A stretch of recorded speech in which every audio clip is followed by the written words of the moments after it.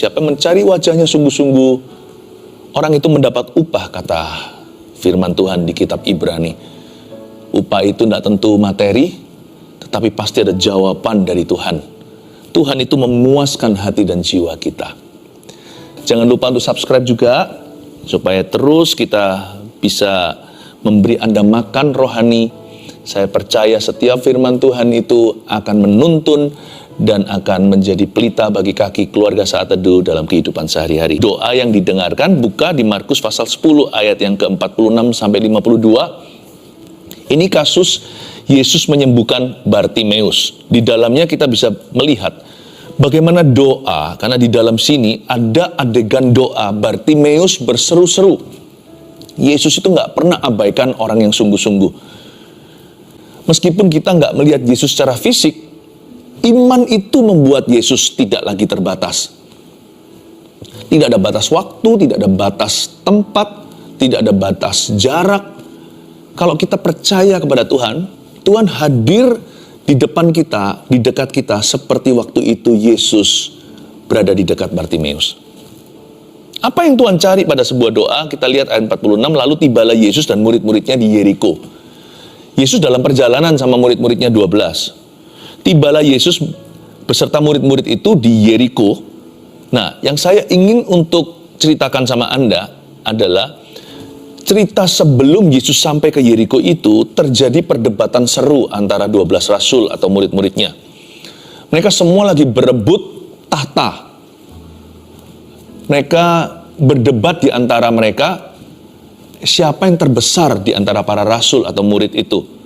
Bahkan ada permintaan supaya suatu hari mereka bisa duduk di tahta Yesus, duduk di singgasana di sebelah kiri dan sebelah kanan, turut memerintah. Wah, buat ngamuk yang lainnya. Apa-apaan kamu kayak gitu? Kenapa kita itu sesama murid Yesus saling mendahului? Waduh, keruh.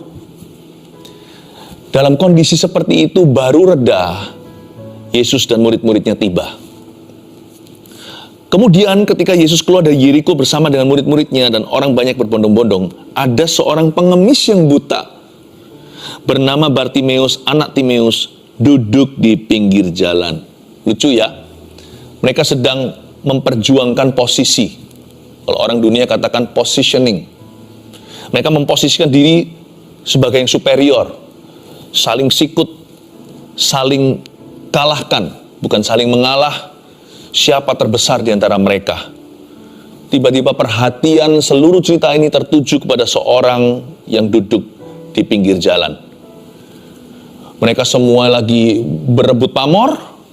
Yesus akhirnya konsentrasi atau pandangan Tuhan diarahkan kepada seorang pengemis yang papah dan buta. There comes a humble miracle.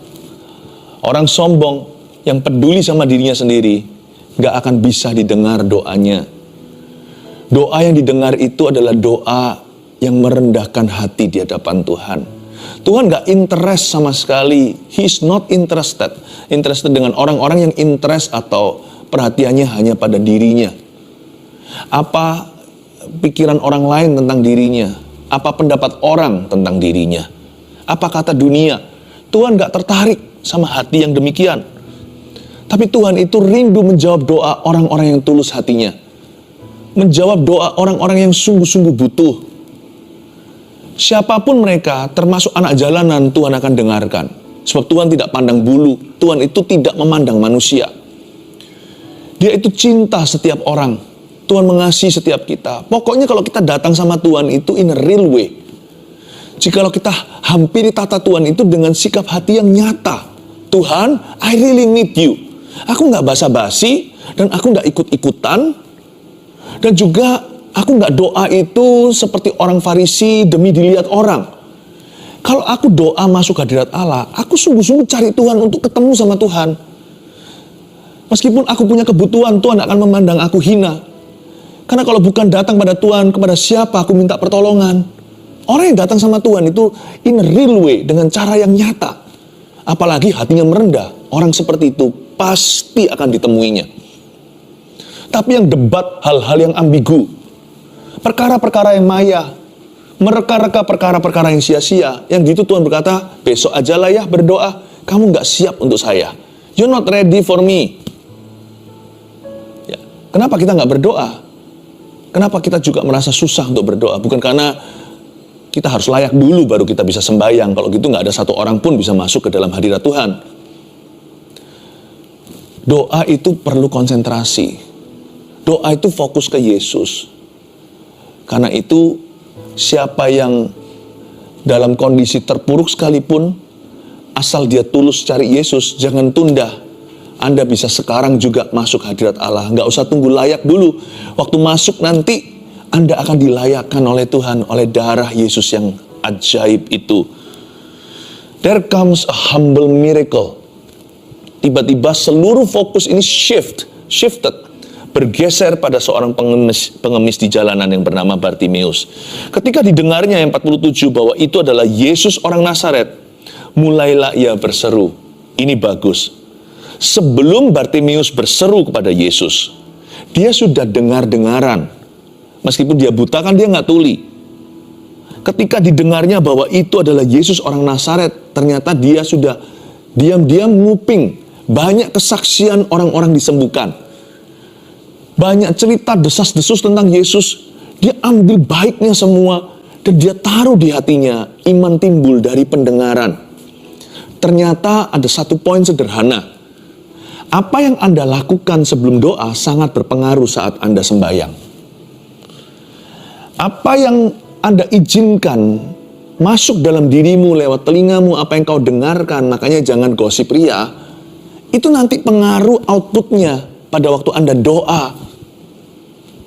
Sebelum Bartimeus bahkan berseru kepada Yesus, dia sudah dengar tentang Yesus. Makanya itu saya suka sekali, saya punya satu habit, yaitu saya sering iseng-iseng baca Alkitab sekalipun bukan lagi di dalam patokan porsi saat teduh pribadiku. Saya baca, kenapa? Karena saya nggak pernah tahu nanti kapan ada ayat-ayat tertentu akan nyasar. Kapan ada ayat-ayat tertentu itu akan kuperlukan dan bukan di dalam menu utama, tetapi justru firman-firman yang sifatnya seperti suplemen itu yang akan jadi rescue, akan jadi pertolonganku ketika aku membutuhkannya. Hati-hatilah kita menggunakan mata kita, apa yang kita baca. Hati-hati kita gunakan telinga kita, apa yang kita izinkan masuk ke dalamnya. Sebab Bartimeus itu tidak menumpuk dan menimbun sampah. Yang dia tumpuk di dalam dirinya, yang dia simpan itu dalam sanubari perbendaharaan hatinya adalah kesaksian tentang Tuhan. Mungkin di dalam hatinya keluar nyanyi lagu ini sebelum bahkan diciptakan. Tak tersembunyi kuasa Allah, jika yang lain ditolong saya juga. Ada iri yang ilahi, iri yang baik maksudnya, yang positif. Kalau orang lain ditolong, aku mau Tuhan. Ini bukan iri hati. Ini kerinduan jiwanya. Dia dengar si itu orang yang sakit kusta Tuhan Yesus tahirkan. Kalau kusta aja bisa lenyap, apa susahnya bagi Sang Pencipta untuk memberikan saya penglihatan. Jadi dia tidak menyimpan perkara-perkara negatif di dalam dirinya. Inilah yang kurenungkan siang dan malam. Puji-pujian kepada Tuhan. Seperti lagu itu, inilah yang kurenungkan setiap waktu. Nyanyian pujian dan pengagungan kepadamu. Biarlah manis kau dengar Tuhan, manis kau dengar Tuhan. Dan hatiku bersuka karenamu. Dia simpan dalam hatinya, dia renungkan dalam otaknya. Semua pujian, pengagungan, dan perbuatan Tuhan dia replay, dan replay lagi. Dimainkan dan diputar ulang dan ulangi lagi. Ketika Yesus lewat, gampang. Langsung berseru. Seluruh iman itu meluap-luap ke permukaan. Ya, semua di dalam dirinya itu spiritnya sudah menggelembung ke atas tahta Tuhan. Dan berkata, Tuhan, I'm ready for your miracle. Yesus anak Daud, kasihanilah saya. Ayat 48, banyak orang menegurnya supaya ia diam. Namun semakin keras ia berseru, anak Daud, kasihanilah aku. Gak gampang jadi Bartimeus. Dia dianggap annoying oleh orang sekeliling. Dia dianggap, mengganggu. Banyak orang menegurnya, bukan satu dua. Pernahkah Anda merasa doa Anda terhalang? Yang halangi bukan Tuhan. Yang menghalangi itu dunia. Jangan salahkan mereka. Karena mereka tidak kenal Bapa. Bisa jadi juga menghalangi Anda sesama orang Kristen. Udahlah, lu gak usah doa-doa, gak usah fanatik. Ya, mungkin bisa jadi begitu. Karena sekalipun Kristiani tidak sedikit yang masih kedagingan, hidupnya oleh daging bukan oleh roh. Hidup berdasarkan pikiran manusia yang mati. Jangan salahkan mereka. Mereka sendiri masih membutuhkan terobosan. Tapi kalau Anda mengharapkan mujizat untuk hidupmu, pilih-pilih siapa yang kau dengarkan. Banyak orang menegurnya supaya ia diam. Untung ayat ini tidak berhenti di sini. Jikalau Bartimeus menuruti keinginan dunia di sekelilingnya, tidak ada ayat berikutnya ketika dia disembuhkan. Namun semakin keras ia berseru, "Anak Daud, kasihanilah aku." Meskipun Bartimeus itu rendah hati, dia tidak datang ke tata Tuhan dengan menuntut-nuntut. Dia tidak menghadapi Yesus dengan ngomel-ngomel, lalu kecewa sama Tuhan. Bagaimana kita bisa mengalami kebaikannya? Ada orang-orang yang berdoanya gini sikap hatinya. Kenapa Tuhan? Kenapa aku melayanimu, kau izinkan ini? Kenapa aku mengasihimu? Kok berakhir begini? Kita tidak bisa serbu tata Allah dengan tuduhan-tuduhan. Kalau kita mau doanya didengar, ambil arus bawah. Arus bawah itu hamba. Kita nggak bisa menghampiri Tuhan dengan sok-sokan. Bahkan meskipun kita merasa berhak untuk menyalahkan Allah, tapi sebenarnya kalau dilihat dan berkaca, kita semua ini orang berdosa, layak apa? Karena itu kalau doa kita mau didengar, ambil arus bawah.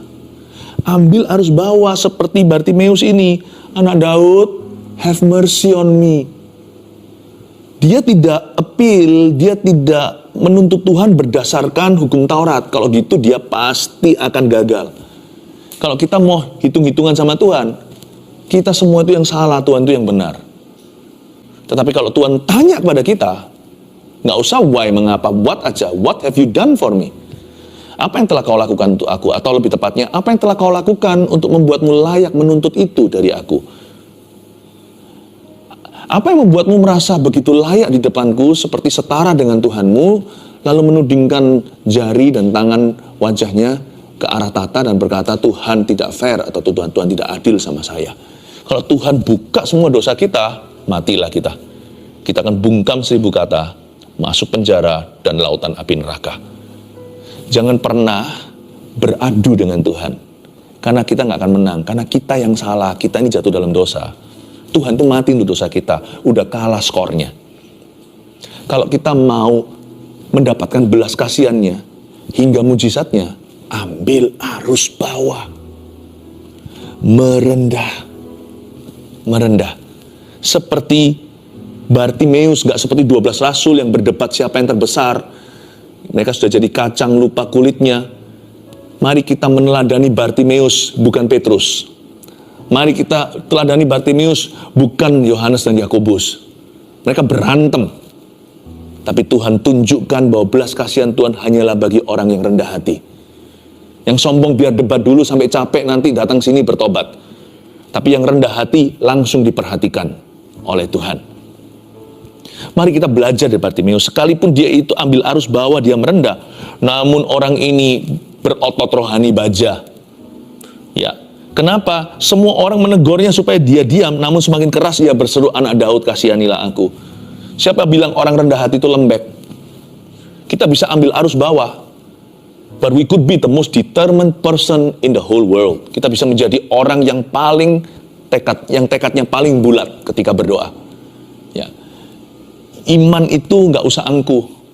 Iman itu konsisten dengan permintaan. Kalau Anda minta sesuatu sama Tuhan dan Anda tahu itu adalah janji Tuhan dalam hidupmu, Anda konsisten. Nggak usah marah-marah sama Tuhan, ambil arus bawah sikap hatinya. Tapi doanya tidak pelin-pelan. Paham maksud saya? Ambil arus bawah, merendah, tapi permohonannya tetap. Meskipun dia itu di hadapan Tuhan itu lemah lembut, Lord have mercy on me, ampuni aku tidak layak padamu. Tapi imannya teguh, aku tahu aku akan sembuh. Aku tahu Tuhan akan dengarkan aku. Aku tahu Tuhan akan melayakkan saya. I admire this person, Bartimeus ini. Banyak orang menegurnya, malah dia semakin keras berseru pada Tuhan. Lalu Yesus berhenti, ayat 49 dia kan?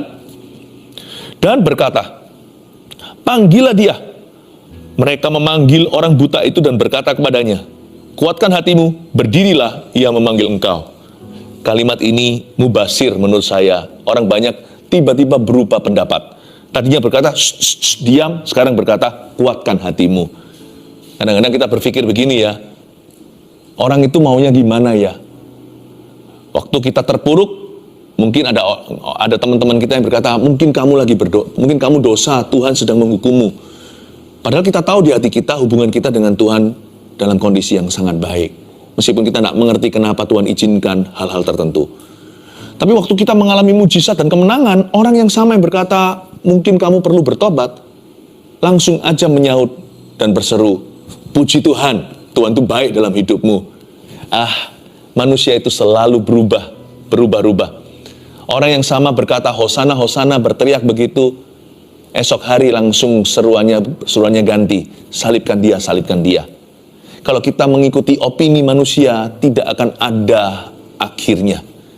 Makanya itu penting sekali untuk kita punya keyakinan yang kokoh. Kita punya kesaksian roh, miliki iman yang tidak pelin-pelan. Dan orang-orang berkata, kuatkan hatimu, berdirilah, ia memanggil engkau.